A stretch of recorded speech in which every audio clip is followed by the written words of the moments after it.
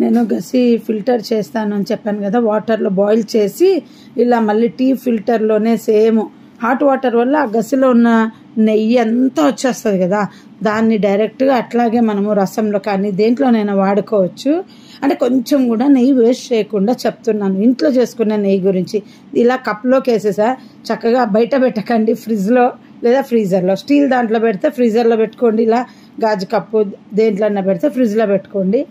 ఇలా ఫ్రీజర్లో పెట్టేసిన తర్వాత ఒక నైట్ ఉంచేస్తాను. అప్పుడు నెయ్యి అంతా గడ్డగట్టి పైకి వస్తుంది, వాటర్ కిందికి వెళ్తుంది అనమాట.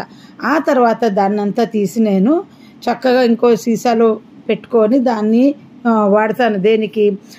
ఇడ్లీ చేసేటప్పుడు ఇడ్లీ పాత్రకు మనము నెయ్యి పూస్తాం కదా, దానికైనా వాడతా, రసంలోకి వాడతా, ఉప్మాలోకి వాడతాను, ఇంకా దేంట్లోకైనా వాడుకోవచ్చు. జస్ట్ చెప్తున్నాను ఎంత నెయ్యి కలెక్ట్ చేశాననేది చూపించి. ఆల్రెడీ ఇవాళ ఒక షార్ట్ చూసారు మీరు, చాలా బాగా వ్యూస్ వచ్చాయి. అది చాలా హ్యాపీ.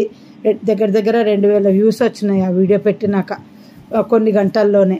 సో ఇంకా ఇది కూడా కంప్లీట్గా చూపించేద్దామని. ఇలా ఓపిక్గా నీళ్ళల్లో నుండి తీసేటప్పుడు మళ్ళీ మిక్స్ అయిపోతూ ఉంటుందండి, కానీ మీ స్పూన్కి అంటుకొని ఉంటుంది నెయ్యి. గమనించండి, జూమ్లో కూడా చూపిస్తాను. నేను అలా కలుపుతూ ఉంటే మాటికి స్పూన్కు గట్టి నెయ్యి అంటుకుంటుంది. అప్పుడు దాన్ని నీట్గా కలెక్ట్ చేస్తాను. చూడండి, పై నుండి కలెక్ట్ చేస్తున్నాను, ఇప్పుడు స్పూన్ నుండి కలెక్ట్ చేస్తా. ఎందుకంటే కలిపేసరికి అంతా మిక్స్ అయిపోతుంది. నెయ్యి ఎక్కువ క్వాంటిటీ ఉంటే మీకు వస్తుంది, కానీ తక్కువ క్వాంటిటీ ఉంటే తొందరగా రాదు. ఇలా ఈ సీసాకి అంతా కలెక్ట్ చేసి నేను లాస్ట్లో ఉప్మాకు వేసినానండి. ఇది ఇవాళ షూట్ చేశాను. ఏంటంటే ఈ పెండింగ్ షార్ట్ ఎందుకు, ఆల్రెడీ చెప్పినాను కదా, కంప్లీట్ చేసి చూపిద్దాం. ఈరోజు ఉప్మా చేశాను అనమాట, బియ్యపు రవ్వ ఉప్మా. సండే కదా, అందరూ సండే స్పెషల్ వంటకాలు చేసుకుంటారు. నాకు స్పెషల్ వంటకాలు ప్రతిసారి ఉండవు.